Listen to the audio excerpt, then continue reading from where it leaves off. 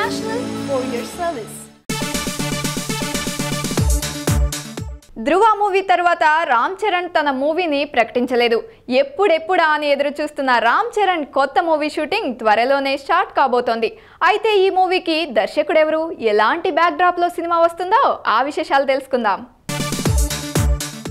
ధృవతో మళ్లీ ఫామ్ లోకి వచ్చాడు రామ్ చరణ్. ఆ తరువాత సుకుమార్ చెప్పిన కథకి పచ్చజెండా ఊపేశాడు. నటీనటులు, సాంకేతిక నిపుణులు అంతా కుదిరినా ఈ సినిమా ఇప్పటి వరకు పట్టాలెక్కలేదు. ఇప్పుడు అందుకు ముహూర్తం కుదిరింది. ఏప్రిల్ 1న చరణ్ సినిమా చిత్రీకరణ ప్రారంభం కానుంది. రాజమహేంద్రవరం పరిసర ప్రాంతాల్లో నెల రోజులుగా చిత్రీకరణ జరపనున్నారు. సమంత కథానాయికగా నటిస్తున్న ఈ చిత్రాన్ని మైత్రి మూవీస్ సంస్థ తెరకెక్కిస్తోంది.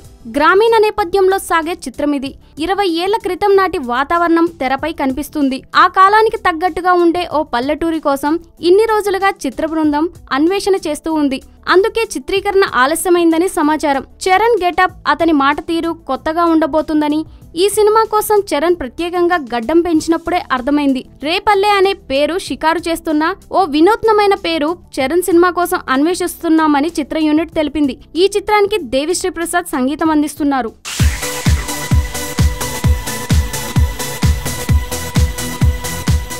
హాయ్ యోయో వ్యూవర్స్, సబ్స్క్రైబ్ చేసేటప్పుడు అక్కడ ఉండే గంట సింబల్ ను ప్రెస్ చేయడం మర్చిపోవద్దు.